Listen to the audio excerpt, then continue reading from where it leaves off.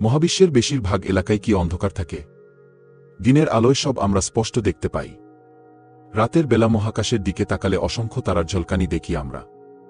মহাবিশ্ব কতটা আলোকিত আর কতটা অন্ধকার তা স্পষ্ট করে বলা কঠিন, তবে তা খুঁজে বের করতে বিভিন্ন তত্ত্ব নিশ্চিত করা খুব জরুরি। এই বিষয় জানতে বিজ্ঞানীদের আমাদের সূর্য থেকে অনেক দূরে রীতিমতো একটি মহাকাশযান পাঠাতে হয়েছিল। মহাবিশ্ব কতটা অন্ধকার এই প্রশ্ন অনেক বছর ধরে জ্যোতির্বিজ্ঞানীদের বিরক্ত করেছে। আমাদের সৌরজগতের বিক্ষিপ্ত সূর্যালোক, শত শত কোটি ছায়াপথের গ্যালাক্সি, আন্তঃগ্রহের ধূলিকণা ও বরফ মহাবিশ্বের মোট আলোর পরিমাপে হস্তক্ষেপ করে।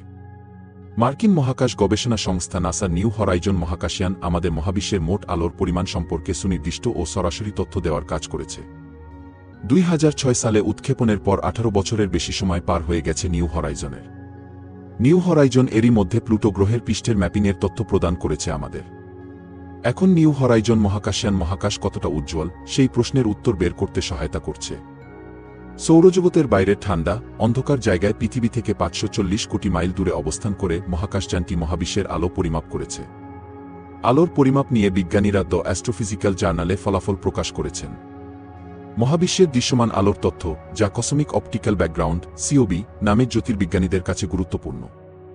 এই তথ্য তারা থেকে আসা আলো ও তাত্ত্বিকভাবে কৃষ্ণগহ্বরের ব্ল্যাক হোল বাইরের অংশের সঙ্গে তথ্য বিশ্লেষণে বিজ্ঞানীদের সহায়তা করে।